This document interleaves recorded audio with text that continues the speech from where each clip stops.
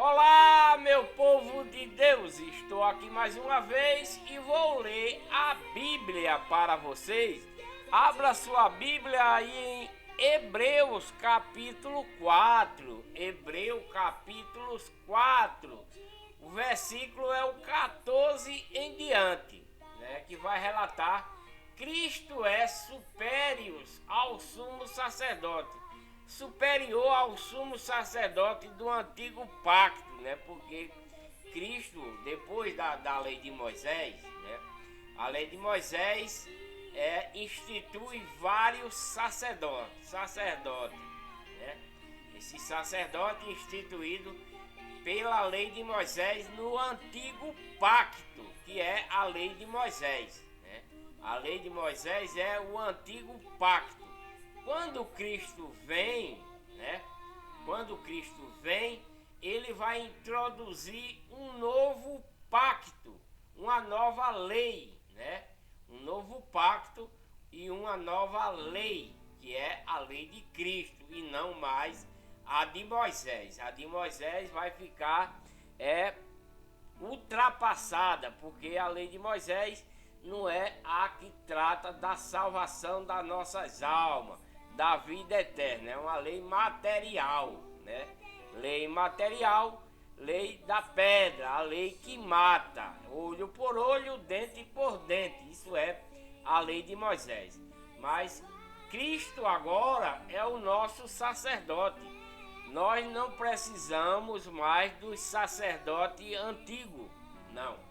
O nosso sacerdote, pastor, bispo, apóstolo é Cristo, né? Esse é o nosso apóstolo, bispo e etc, é Jesus Cristo. Então, Cristo é superior ao sumo sacerdote do antigo pacto, da lei de Moisés, né? Cristo é superior a todos eles. Por quê? Porque ele vai se tornar o sumo sacerdote para os gentios, né? Para o povo da igreja verdadeira, da igreja de Deus, né? Isso é Cristo, é o nosso único pastor para os dias de hoje, né? O nosso único pastor, bispo, apóstolo, mestre, etc, é Jesus Cristo, né? Para os dias de hoje, né? Para os dias de hoje. Por isso que ele é o sumo sacerdote, é Jesus Cristo, né? Ele vai ser superior, muito superior aos da lei de Moisés, né? E vamos ler, abra sua Bíblia aí em Hebreus capítulo 4, o versículo é o 14 em diante. Vamos ler. Tendo, portanto, um grande sumo sacerdote, Jesus, Filho de Deus, que penetrou os céus, né? Que penetrou os céus. Por que penetrou os céus, né? Porque não só existe esse céu que nós vimos, né? Não, muita gente pensa que só existe esse céu que a gente vê. Não, não é. Existe mais dois céus além desse que a gente vê, né? Depois desse céu que a gente vê, ainda existe mais dois céus, né? Existe mais dois céus acima desse, né? E o último céu, né, é onde se encontra o mundo habitável de Deus, né? Deus tem o seu mundo habitável no terceiro céu, né?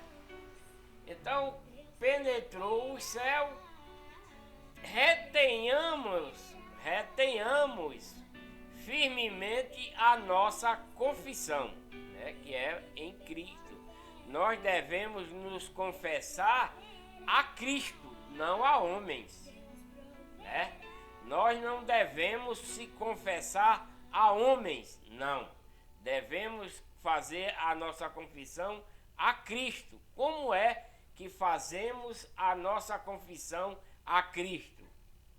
Entrando no nosso quarto, fechando a porta, né? e orando a Deus, orando a Cristo, né? Isso é a nossa confissão. E aí você vai contar os seus pecados para Ele e pedir perdão, né? Pedir perdão. Isso se você estiver na verdadeira igreja. Isso se você estiver na verdadeira igreja, que é a igreja de Deus, que Cristo adquiriu com seu próprio sangue, não as falsificadas que o homem criou, porque essas não são de Deus. Desculpem a expressão, desculpem por eu falar dessa forma, né? Desculpem por vocês pensar que eu estou julgando vocês, mas não estou e nem estou falando mal de vocês. Eu estou falando aquilo que está na Bíblia. É diferente, né? Só existe uma igreja verdadeira, que Cristo adquiriu com seu próprio sangue. Isso se encontra lá em Atos capítulo 20, versículo 28, que diz: cuidais, pois, vós, é Paulo falando lá em Jerusalém, para os pregadores da igreja de Deus e os irmãos, né? Quando Paulo teve uma reunião com ele lá, ele falou dessa forma: cuidais, pois, de todo o rebanho, o qual o Espírito Santo vos constituiu bispos, para apacentar a igreja católica? Não. Para apacentar a Assembleia de Deus? Não. Para apacentar a Adventista do sétimo dia? Também não. Para apacentar a Igreja Cristã no Brasil? Também não.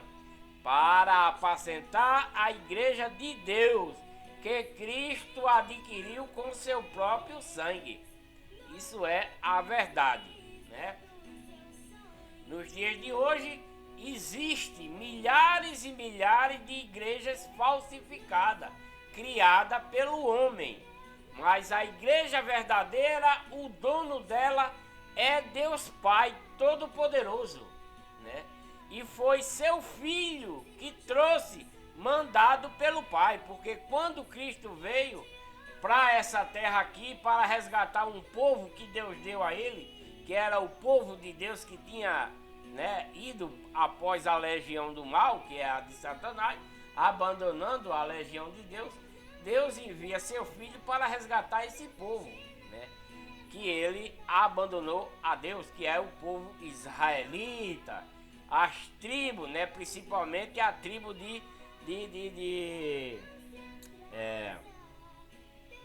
a tribo de Judá, a mais rebelde, né? A mais rebelde das tribos é a tribo de Judá, né? Essa é a mais rebelde, que é essa que manda matar Cristo. Essa é quem manda matar Cristo lá naquele tempo atrás, né? Então, vamos continuar lendo. Eu já dei a explicação, agora vamos continuar lendo Hebreu capítulo 4, versículo 14 em diante. Tendo, portanto, um grande sumo sacerdote, Jesus, Filho de Deus, que penetrou os céus, retenhamos firmemente a nossa confissão, porque não temos um sumo sacerdote que não possa compadecer-se das nossas fraquezas, porém, um que, como nós, em tudo foi tentado, mas sem pecado. Isso é Cristo. Porque os sacerdotes, antes de Cristo, eles entraram em pecado.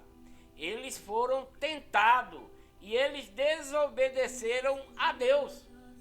Esses sacerdotes, antes de Cristo, né, como está escrito aqui, porque não temos, isso é Paulo falando, não temos um sumo sacerdote que não possa compadecer-se das nossas fraquezas. Paulo está falando que no tempo antes de Cristo chegar, os sacerdotes que estavam existindo, ele não se compadecia dos irmãos. Ele não tinha essa capacidade de compadecência dos irmãos, do próximo, ele não se compadecia, né? Nas nossas fraquezas, nos pecados dos outros. Ele não estava nem aí mais, né? Isso são os sacerdotes levitas, os sacerdotes que tomavam conta do povo, das tribos, né? Esses são os sacerdotes levitas, que se bandeou para a legião do mal, abandonando a legião de Deus, né?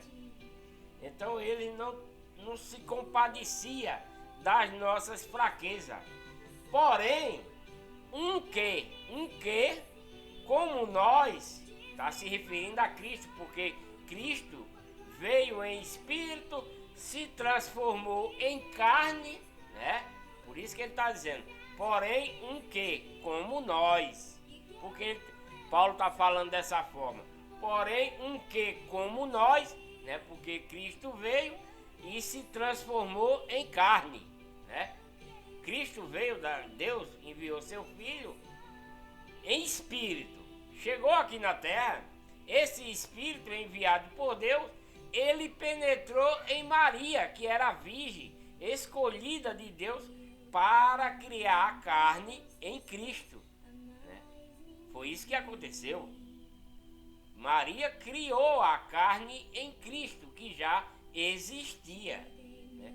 Jesus Cristo já existia.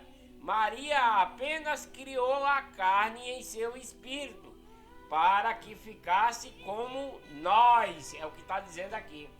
Em tudo foi tentado, Cristo, né?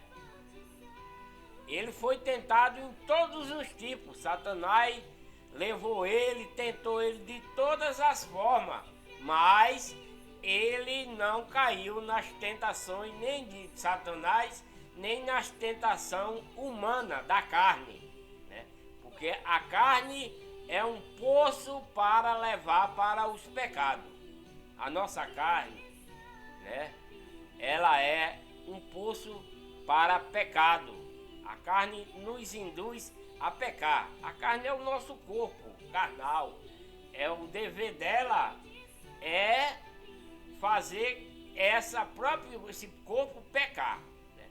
Mas o espírito que Deus nos dá, esse se opõe à carne para que nós não pecamos, né? Isso quando batizado na verdadeira igreja, né? Isso quando batizado na verdadeira igreja, porque o batismo nas igrejas falsas não serve para Deus. Batismo na católica não serve. Batismo nessas igrejas evangélicas que tem por aí não serve para Deus. É um puro engano, né? Eu não estou julgando você. Não estou julgando você. Não estou querendo ofender você. Jamais. Isso não é a minha intenção, né? Mas o verdadeiro batismo está na verdadeira igreja, né? Está no verdadeiro pastor, que é Cristo, né? E Cristo veio para quê? Cristo veio para salvar um mundo de pecados. Quem era que estava nesse mundo de pecados quando Cristo foi enviado? O povo de Deus, né? Era o povo de Deus que estava em um mundo de pecado. Por isso que o Pai enviou seu Filho para se transformar em carne, ficar igual a eles na carne, mostrar todo o poder de Deus para resgatá-los, né? Isso é o povo israelita e as tribos que o povo israelita comandava naquele tempo.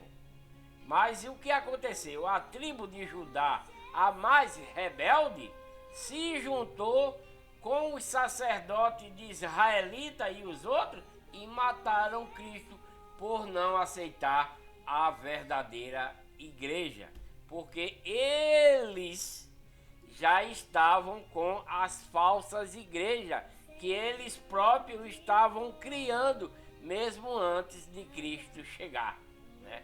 E quando Cristo chega, que traz a verdadeira igreja, que é a igreja de Deus, né? Que ele adquiriu com seu próprio sangue da cruz.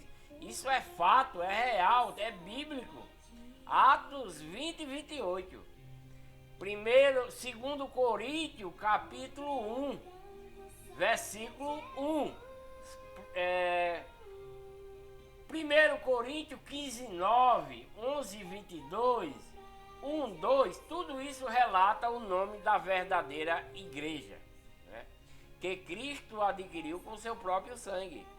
Essas que tem por aí nos dias de hoje, inclusive eu fui membro de uma delas, de várias delas, nem de uma não. Eu fui membro da católica, que é a mais satânica de todas. Desculpa eu falar assim, tá? Mas é a verdade. A verdade é assim, dói mesmo, né?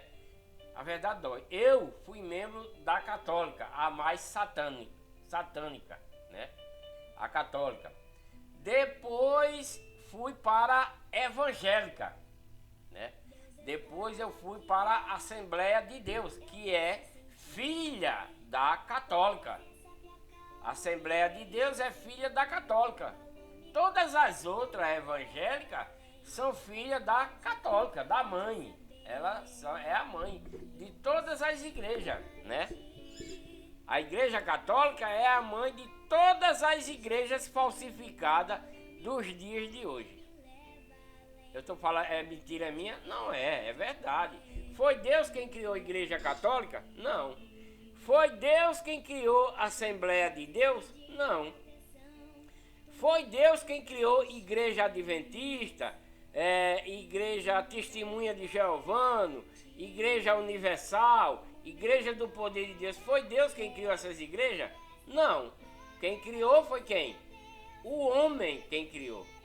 Foi o homem quem criou. Então não vem de Deus, vem do homem. Mas Deus mandou. Deus mandou, através de seu Filho Jesus Cristo, criar uma igreja verdadeira. Por quê? Porque o povo que era de Deus, antes de Cristo chegar, já estavam criando as suas próprias igrejas falsificadas de Satanás, igreja de ídolos, de estátuas naquele tempo. Depois que Cristo chega, introduz a nova lei, introduz a sua doutrina e os seus mandamentos, que foi mandado pelo Pai, o que acontece? Muita gente vai deixar de pregar a igreja de ídolos depois de Cristo. Vai deixar de pregar, muitos vai deixar de pregar a igreja de ídolo e vai pregar uma igreja com outra doutrina, né? Com outra doutrina, não a de Cristo. Para quê? Para proveito próprio. Depois que o apóstolo Paulo morre, era para dar sequência à igreja de Deus, mas não foi assim. Por quê? Por causa da avareza, por causa da ganância, né? E aí foi estabelecida quem? A católica, para vender indulgência. Para vender indulgência, né? E ela matou mais de 300 mil pessoas queimadas por não aceitar a sua doutrina, né? A Igreja Católica matou mais de 300 mil pessoas queimadas por não aceitar a sua doutrina. Lutero depois estava lá, né? Estudando lá, mas ele não concordou, fugiu de lá e criou a sua própria igreja também, falsificada. E através da igreja de Lutero para cá, criou-se as igrejas evangélicas, né? A igreja evangélica de Lutero e as outras, por causa de quê? Por causa da ganância, da avareza, só por isso, né? Só por isso. E abandonaram a igreja de Deus, única e verdadeira, porque ela não prega esse tipo de coisa. Ela prega a salvação. Ela não prega por dinheiro, não. A igreja de Deus prega a salvação, a vida eterna. Nós da igreja de Deus não pregamos por dinheiro, não. Apesar que tem contribuição. Uma vez por semana tem contribuição. Nos dias de domingo, como manda o Evangelho. Mas ninguém da igreja verdadeira vem pegar o seu dinheiro na mão. Jamais. Ninguém vai estipular congresso, campanha, jejum por dinheiro, Santa Ceia por dinheiro, que não é Santa Ceia, né? Mas os pastores gananciosos é Santa Ceia para arrecadar mais, é jejum, é campanha, é congresso, é vende, etc, etc. Tudo isso é muito diabólico, porque é um engano, né? E tudo que é engano vem de Satanás. Aí eu não estou julgando você, eu não estou falando mal de você, eu estou falando a verdade que está aqui na própria Bíblia, né? E vamos continuar a leitura. Então, como eu falei, porque não temos um sumo sacerdote que não possa compadecer das nossas fraquezas. Paulo está falando que naquele tempo não existe sacerdote que se compadeça, né? Porém, um que como nós, que é Cristo, que se transformou em carne, ele se transformou, se fez sacerdote de nós. Em tudo foi tentado, mas não pecou. Cristo foi tentado de todas as formas, mas não pecou.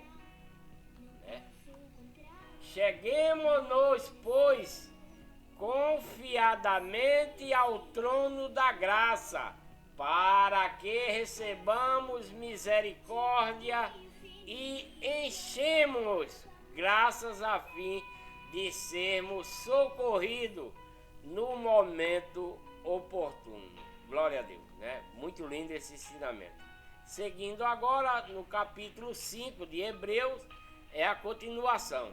Porque todo sumo sacerdote, tomando dentre os homens, é constituído a favor dos homens nas casas concernente a Deus, para que ofereça dons e sacrifício pelos pecados, né? Porque todo sumo sacerdote tomado, né? Porque todo sumo tomado dentre os homens é constituído a favor dos homens nas coisas concernentes a Deus, para que ofereça dons e sacrifícios pelos pecados, né? Podendo ele compadecer-se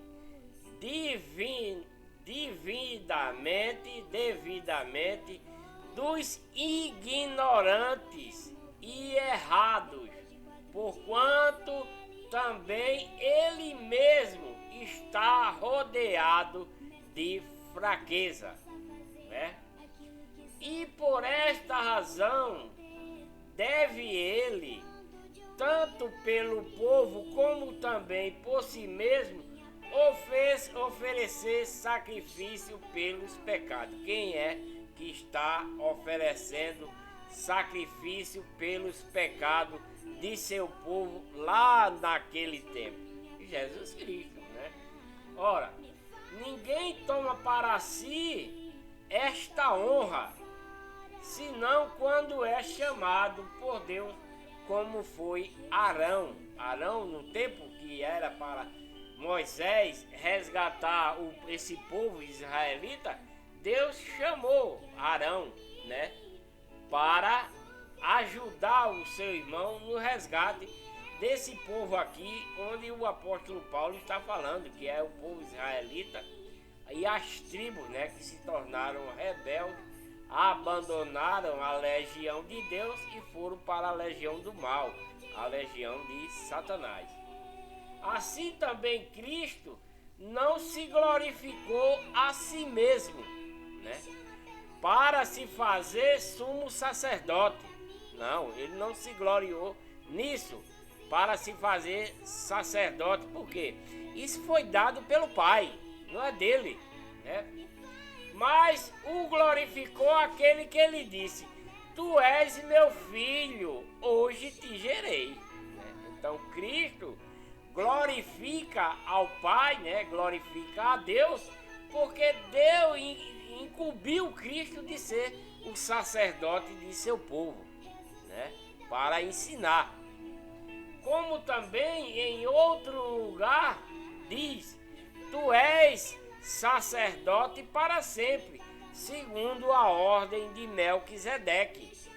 Jesus Cristo é sacerdote segundo a ordem de Melquisedeque. Melquisedeque era um sacerdote de Deus aqui na terra, lá no tempo de Abraão. Lá ele era um rei, né? Melquisedeque era um rei. Ele morava em Salem, né? O reinado dele era em Salem, o reinado de Melquisedeque. Era um homem, né? Melquisedeque era um homem, era um rei, e ele morava em Salem, né? Abraão até passou nas terras dele quando veio de uma guerra, né? E até presenteou ele com dízimo dos despojos de guerra, né? Então Cristo, Jesus Cristo, é da ordem do sacerdócio de Melquisedeque, lá do início, né? O qual nos dias da sua carne, tendo oferecido com grande clamor e lágrima, oração e súplica ao que podia livrar da morte, e tendo sido ouvido por causa da sua reverência, ainda que era filho, aprendeu a obediência por meio daquilo que sofreu. Então Cristo, né? Cristo foi enviado por Deus, seu Pai, né? Para se transformar carne, né? Ele ofereceu clamor quando ele foi preso, antes de ser preso, né? Que ele sabia o que iria passar. Jesus Cristo, mesmo antes de chegar aqui na terra, ele já sabia o que ia sofrer, né? Ele sabia que ia ser crucificado, ele sabia que ia ser injuriado, ele sabia que ia ser defamado, que ia apanhar.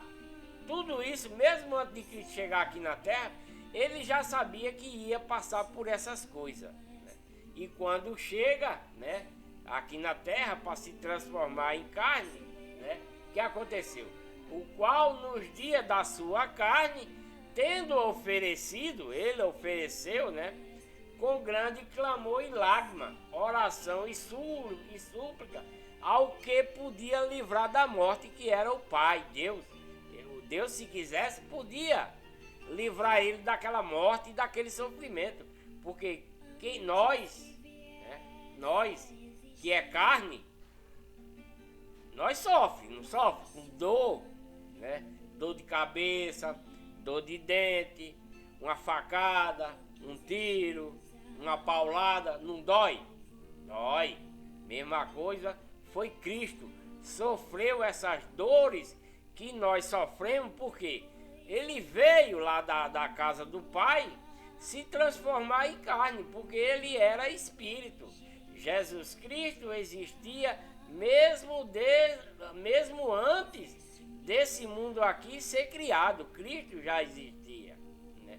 Mas ele existia espiritualmente. Mas o Pai mandou ele aqui para essa terra para se tornar carne, para ficar igual a nós na carne. Para quê? Para resgatar um povo que estava na carne, um povo que era de Deus, que era o povo israelita, o povo das tribos, né? O povo das tribos. E Deus manda a Cristo para introduzir a igreja de Deus. Deus manda a Cristo para introduzir a igreja de Deus para esse povo. Por quê? Porque eles estavam criando a sua própria igreja, né? Eles estavam criando a sua própria igreja, porque eles saíram da legião do mal. O povo israelita, sempre, se você ler a trajetória no Velho Testamento, o povo israelita, o povo que veio lá do Egito, né, as tribos, distante, Deus resgatava através de um profeta, esse profeta morria, eles voltavam para a legião do mal. Deixava a legião de Deus, ia para a legião do mal, né? E aí vinha e voltava, vinha e voltava, vinha e voltava. Nos últimos tempos, eles não voltaram mais para a casa de Deus. Não voltaram, né? Eles não voltaram para a casa de Deus mais. E aí, foi aí que Deus envia seu filho para resgatá-los e não teve sucesso. Cristo não conseguiu resgatar o povo que Deus deu a ele para resgate, que é o povo israelita. 90%, não foi todo, 90% não aceitaram a igreja de Deus. E aí, por eles não aceitar a verdadeira igreja, foi que fizeram? Mataram Cristo. Porque eles eram muito pecadores dentro da legião do mal. E só 10% desse povo israelita foi que seguiu a lei de Moisés ao pé da letra. 10%, né? Foi que seguiu a lei de Moisés ao pé da letra. Porque a lei de Moisés foi dada para o povo israelita ser conduzido até Cristo. A lei de Moisés foi dada para o povo israelita para ser conduzido até Cristo.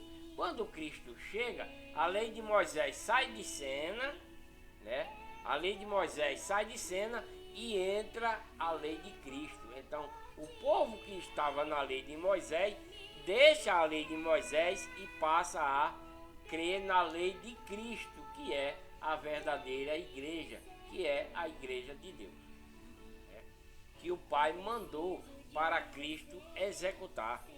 Mas antes de Cristo executar a igreja, ele fez muitos milagres para o povo acreditar primeiro, né?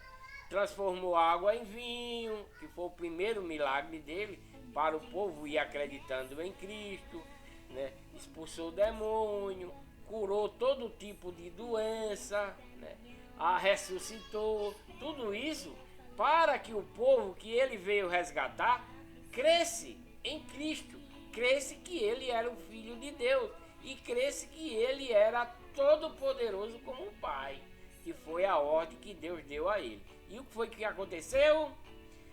Cristo ofereceu a sua carne, porque Deus mandou ele se transformar em carne, e ele orou, antes de ser preso, ele orou: Pai, passa de mim esse cálice, porque ele sabia que ia sofrer. Como está escrito aqui, ó, grande clamor, tendo oferecido com grande clamor e lágrima, orações e súplica ao que lhe podia livrar da morte, que era o Pai. Deus podia livrar Cristo da morte, mas não fez isso, porque era um propósito de Deus que Cristo sofresse todas essas coisas para que o povo rebelde cresce nele, cresce em Deus. Mas não foi isso que aconteceu. E tendo sido ouvido por causa da sua reverência, Deus ouviu a súplica de seu filho, né? Lágrima, oração, súplica para livrar ele da morte. Deus ouviu, né? Mas o que aconteceu? Ainda que era filho de Deus, Cristo, né? Ainda que era filho, aprendeu o quê? A obediência por meio daquilo que sofreu.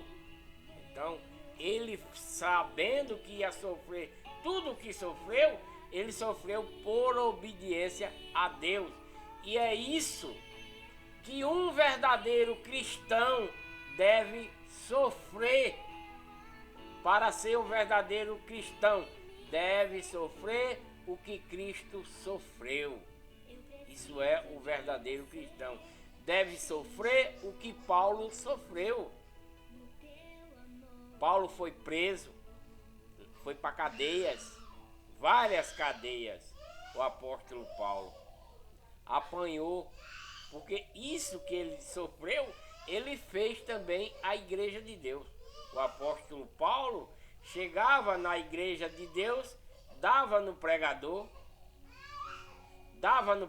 Isso era o apóstolo Paulo, tá? Logo lá em, se eu não me engano, é Atos. O apóstolo Paulo chegava na igreja de Deus, dava no pregador, quebrava as cadeiras, dava no povo, né? E prendia os pregadores. Isso era o apóstolo Paulo que fazia na igreja de Deus. Por isso que quando ele ia para a Macedônia, se eu não me engano, acabar um culto, Deus manda 2 anjos para falar com ele. E os anjos diziam para ele assim: Saulo, Saulo, por que me persegues? Ele ia acabar o culto da igreja de Deus, o apóstolo Paulo. E Deus manda os anjos e fala com ele: Saulo, Saulo, por que me persegues? Aí falou com ele, mandou, já tinha gente esperando lá para onde ele ia acabar o culto. E aí ele se converteu e se tornou o pastor presidente das igrejas de Deus aqui na terra, né? O apóstolo Paulo, ele é o pastor líder, né? O apóstolo Paulo é o pastor líder, pastor assim no modo de dizer, né? É o pregador líder das igrejas de Deus depois que Cristo voltou para casa e depois dos outros apóstolos, né? Porque Paulo foi o último dos apóstolos para pregar a doutrina de Cristo para nós, né?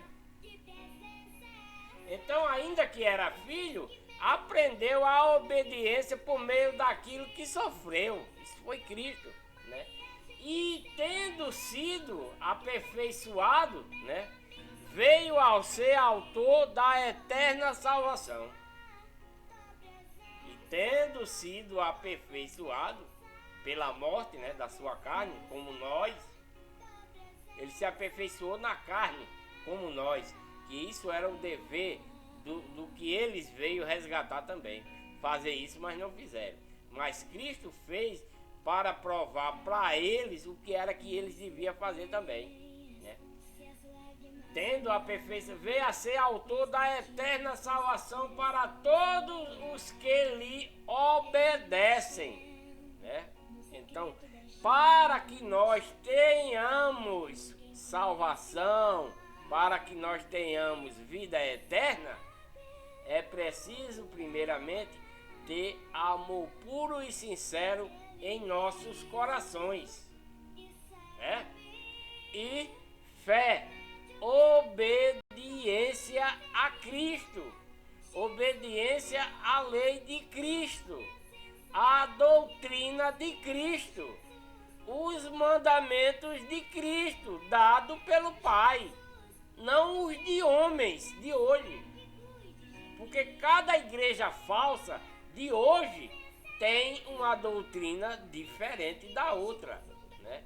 Igreja Católica tem uma doutrina, Igreja Universal tem uma doutrina, Igreja do Poder de Deus tem uma doutrina, Igreja Adventista tem outra doutrina, Igreja Testemunha de Jeová tem outra doutrina, e etc, e etc.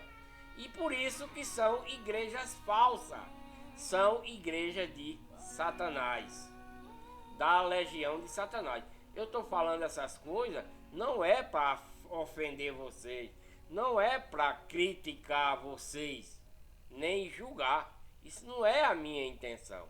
A minha intenção é de mostrar a verdade. A igreja verdadeira é igreja de Deus, única igreja de Deus. Todas as que tem por aí são igrejas falsificadas. Foi o homem quem inventou, quem criou. Mas a igreja verdadeira é do Pai, é de Deus e chama-se Igreja de Deus. Igreja sem ganância, igreja que prega para salvação, não para dinheiro, não para receber dinheiro, não, entendeu? Eu sei o que eu faço muitas pessoas tristes através dessas palavras, faço muitas pessoas me odiar, né? Ficarem com raiva de mim, mas não é a minha intenção de fazer isso através de vocês, porque eu estou mostrando a verdade daquilo que está na lei de Cristo, daquilo que está na doutrina de Cristo, nos mandamentos de Cristo, não do homem. Porque eu já passei por isso, eu fui católico, fui assembleano de duas, né? Fui universalista e várias, e todas são igrejas falsas. Eu tenho a plena convicção, eu não estou falando isso por falar, não, eu tenho convicção do que eu estou falando. Pastores dessas igrejas são todos diabólicos. Padre, pastor, bispo, apóstolo, são todos diabólicos. Basta você ler a Bíblia e você descobrir. Somente é simples. Lendo a Bíblia você vai ver que está numa igreja falsa, né?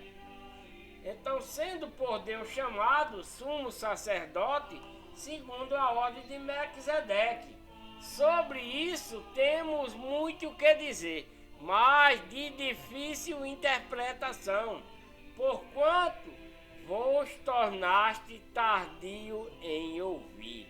Muita gente é tardio para ouvir a verdade, né?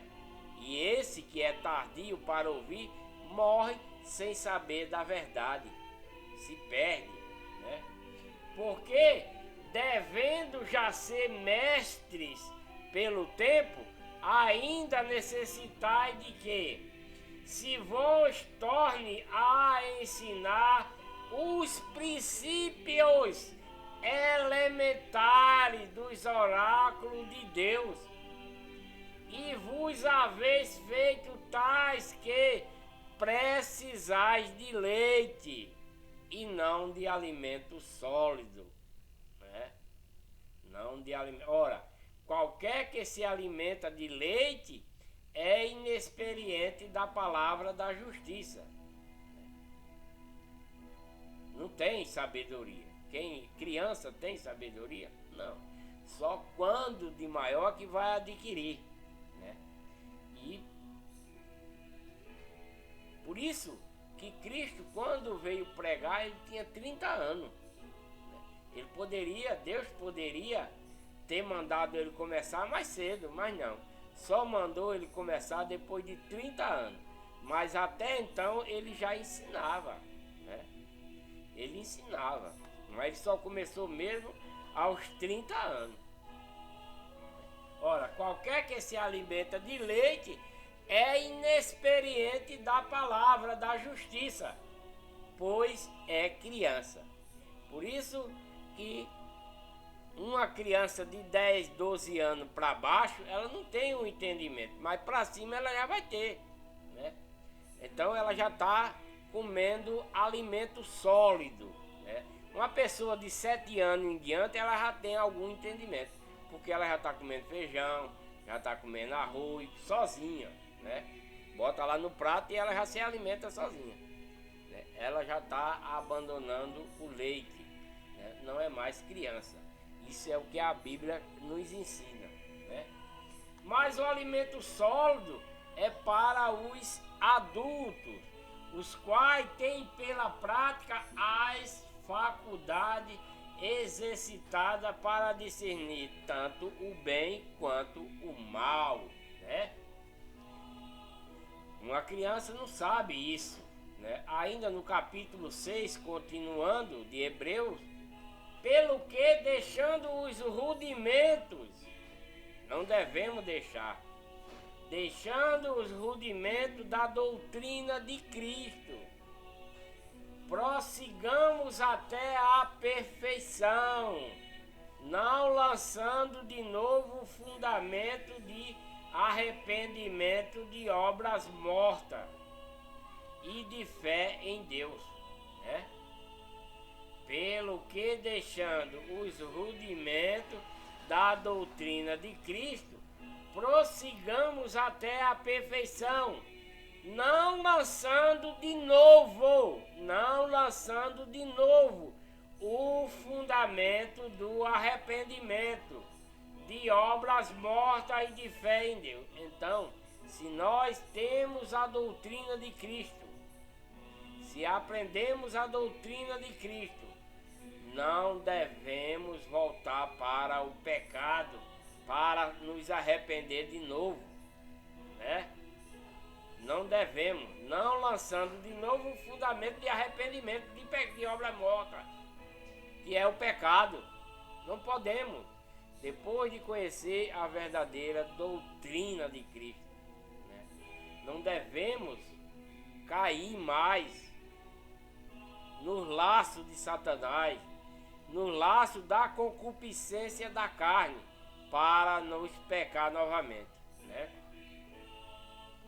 O ensino sobre batismo e imposição de mão e sobre ressurreição de mortos e juízo eterno, e isso faremos se Deus permitir, né? Isso é o apóstolo Paulo falando lá naquele tempo, se Deus permitir, porque é impossível que os que uma vez foram iluminados e provaram o dom celestial se fizeram participantes do Espírito Santo e provaram a boa palavra de Deus e os poderes do mundo vindouro. Isso quem se converteu, né?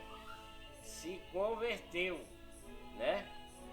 E depois caírem, né? Seja outra vez renovado para arrependimento, né? Você recebe a doutrina de Cristo, os mandamentos, se batiza, o dever não é de cair mais naquele rudimento de pecado que a pessoa exercia anteriormente. É prosseguir para Deus. Mas, como a carne é fraca, né, pode acontecer, né, de cair, né? E depois de caíram, né, caíram como antigamente, o povo caíram em pecado, seja outra vez renovado, né? Então, pessoa foi batizado, recebeu a doutrina, mas voltou a pecar novamente, é de obrigação do sacerdote, né, através da palavra de Deus, para que ele seja renovado em arrependimento, visto que quanto eles estão crucificando de novo o Filho de Deus e expondo o vitupério. Então, nós não podemos deixar que isso aconteça, né? Não podemos. Depois de cair, seja outra vez renovados para arrependimento, visto que quanto a eles estão crucificando Cristo de novo, né? O Filho de Deus, e expondo Cristo ao vitupério, porque ele recebeu a lei de Cristo, a pessoa recebeu a lei de Cristo, recebeu a doutrina, recebeu os mandamentos, ele sabe que é para seguir, e depois recai, né? Recai no pecado que fazia anteriormente. Então essa pessoa está crucificando Cristo novamente, por não seguir a verdadeira igreja, né? Está crucificando porque está em pecado novamente. está transgredindo a lei de Cristo, está transgredindo a doutrina e os mandamentos de Cristo dado pelo Pai, né? Pois a terra que embebe a chuva que cai muitas vezes sobre ela e produz erva proveitosa para aquele quem a lavra, né? Para quem é lavrada. Vou ler novamente para que vocês entendam. Pois a terra que embebe a chuva, a terra que recebe chuva, né? Que cai muitas vezes sobre ela, está falando aqui no sentido configurado, né? É num sentido configurado, né? Presta atenção. Pois a terra que embebe a chuva, que cai muitas vezes sobre ela, a chuva que cai sobre essa terra, e produz erva proveitosa para aqueles por quem é lavrada, recebe a bênção da parte de Deus. O que significa isso? Uma pessoa que tem a doutrina de Cristo, que tem a lei de Cristo, que tem os mandamentos de Cristo e obedece com amor puro e sincero no coração, isso é a terra, né? O corpo, essa pessoa é a terra. Essa lei de Cristo, a doutrina e os mandamentos são a chuva que caiu sobre essa pessoa. Estão entendendo aqui o ponto? Vou explicar novamente. Preste atenção. Preste atenção. Pois a terra que embebe a chuva, a terra que embebe é nós. A chuva é a lei de Cristo, a palavra de Cristo, a doutrina, os mandamentos, que cai muitas vezes sobre nós, né? E produz o quê? Erva proveitosa para aqueles a quem é lavrada. Então, essa palavra vem para nós, que é essa chuva, né? Nós somos a terra, a palavra é essa chuva que vem sobre nós a recebe, o corpo, nós, humanos, recebe essa palavra.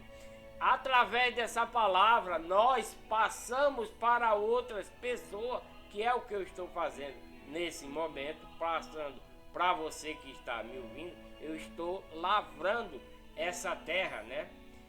Produz erva proveitosa para aquele quem é lavrada, para quem ouviu, para quem obedece, né? Recebe bênção da parte de Deus.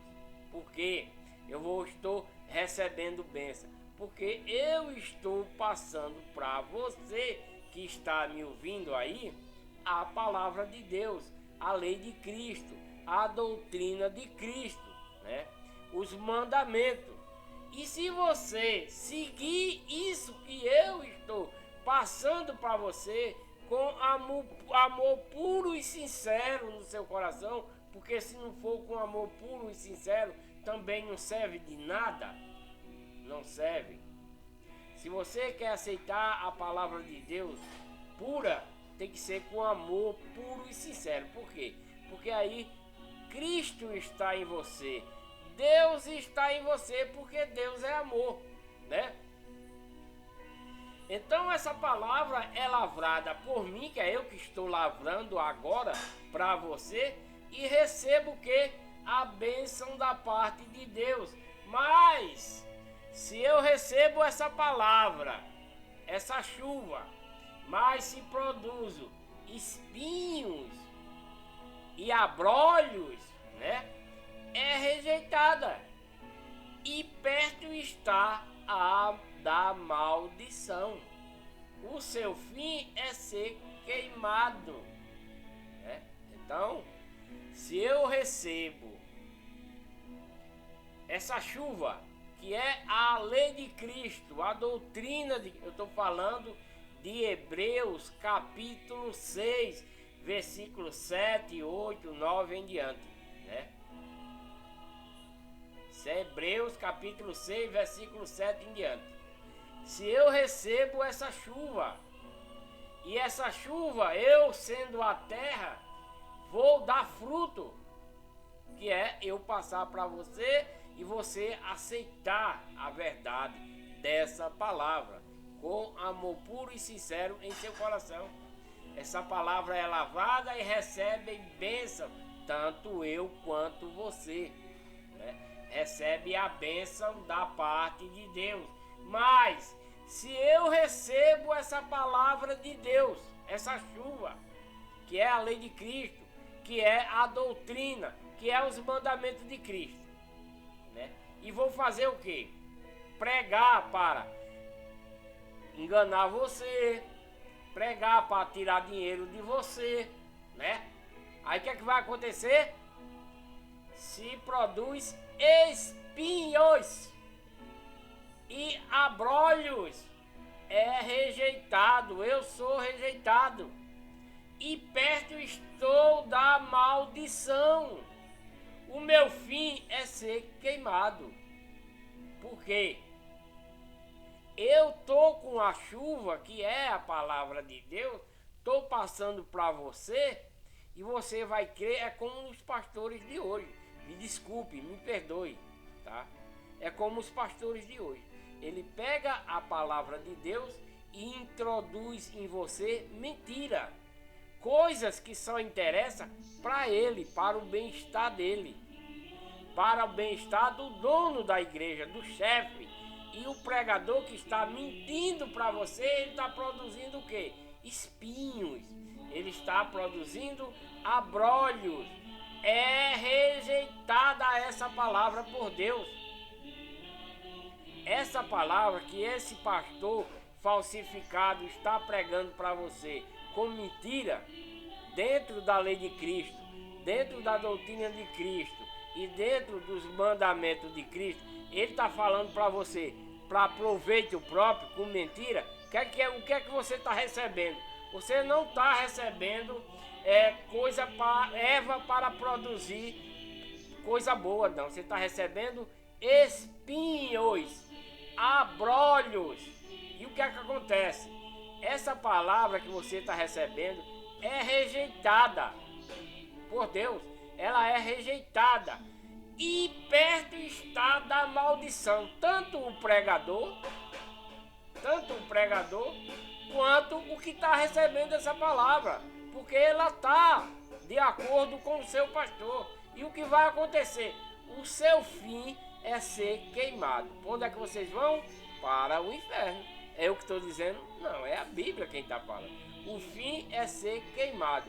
Quando é que vai ser queimado? No último dia. Que essa terra aqui em que nós estamos vai se derreter, vai se transformar num lago de fogo. Cristo vai chamar nós nas nuvens. Aqueles que for digno de salvação sobe para o mundo habitável de Deus. Mas o que for digno de perdição será jogado aqui, que vai ser o lago de fogo. Tudo isso aqui vai derreter.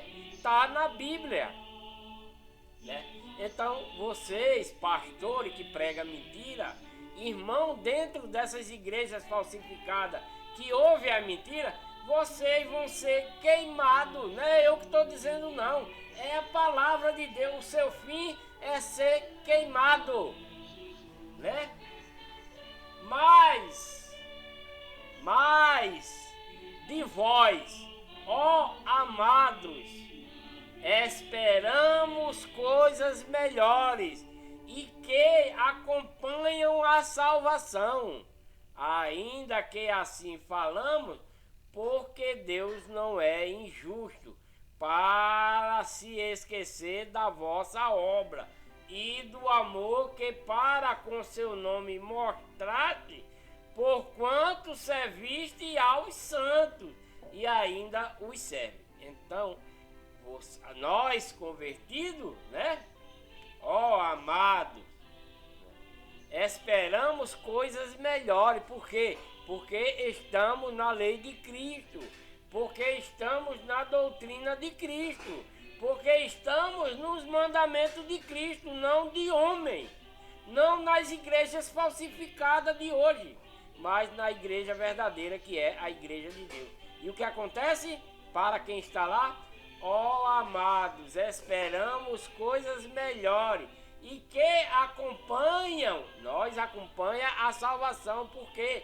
Porque estamos seguindo a lei de Cristo, porque estamos seguindo a doutrina de Cristo, porque estamos seguindo os mandamentos de Cristo dados por Deus para nós, não os de homens de hoje, dentro das falsas igrejas, né? Porque vós, amados, esperamos coisas melhores e que acompanham a salvação. Quem é que acompanha a salvação? Aquele que está seguindo a lei de Cristo, aquele que está seguindo a doutrina de Cristo, aquele que está seguindo os mandamentos de Cristo, dado pelo Pai, não os de homem de hoje. Assim, ainda que falamos, porque Deus não é injusto, né, para se esquecer das nossas obras. Que obra é essa? Primeiramente, o amor sincero e puro em nossos corações.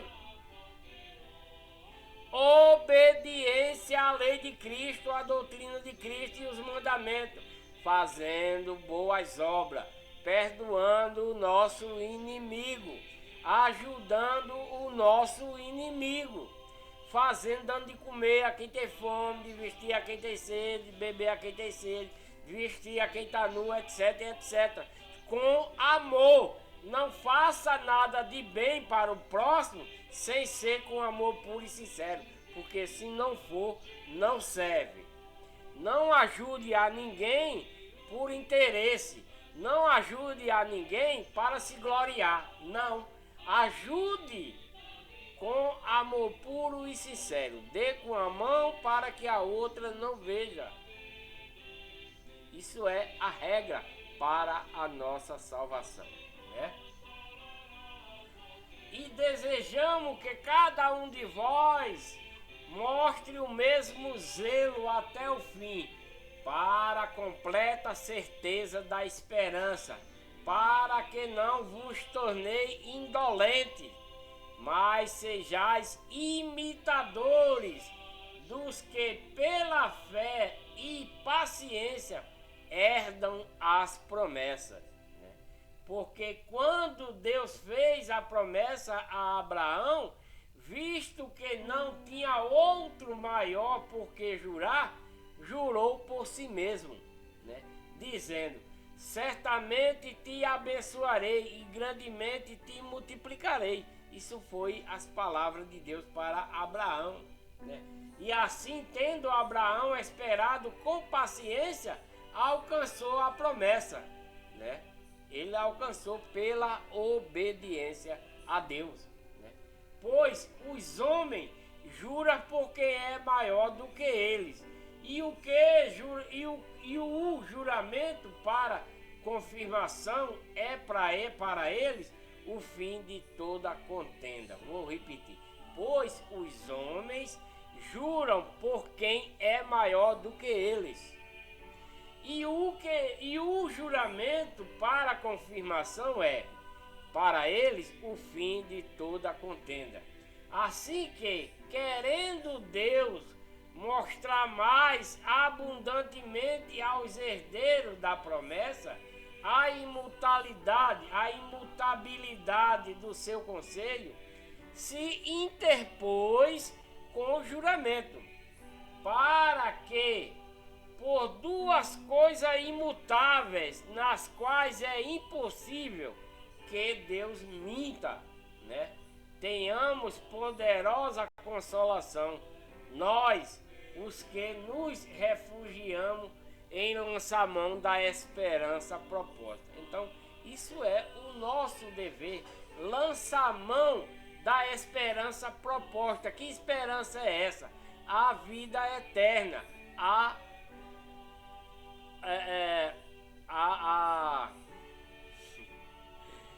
vida eterna, a salvação, né? Isso é a promessa proposta por Deus. Nós devemos ter essa esperança de vida eterna, de salvação. Como? em obediência a Deus, com amor puro e sincero no coração, né? É assim que devemos praticar, a qual temos como âncora da alma, né? Segura e firme, e que penetra até o interior do véu, né? Aonde Jesus, como percussor, entrou por nós, feito sacerdote para sempre, segundo a ordem de Melquisedeque, né? Termino aqui esse vídeo, né? Espero que vocês tenham gostado da leitura. Que Deus abençoe cada um de vocês, né? Com muita paz, muita saúde, prosperem, e que vocês se mantenham firmes na lei de Cristo, na doutrina de Cristo e nos mandamentos de Cristo, né? Voltarei com o próximo vídeo em Hebreus capítulo 7, que diz: o sacerdócio de Melquisedeque era figura do sacerdócio eterno de Cristo. Era uma configuração, né? O sacerdócio de Melquisedeque era figura do sacerdócio eterno de Cristo, né? Isso é Hebreus 7. Deixa aí um joinha para ajudar no canal, inscrevam-se no canal e compartilhem esses vídeos para que outras pessoas possam ver a verdade, né, da doutrina de Cristo para a nossa salvação. Ative o sininho para receber notificações quando um novo vídeo for gravado, né? E tenho dito,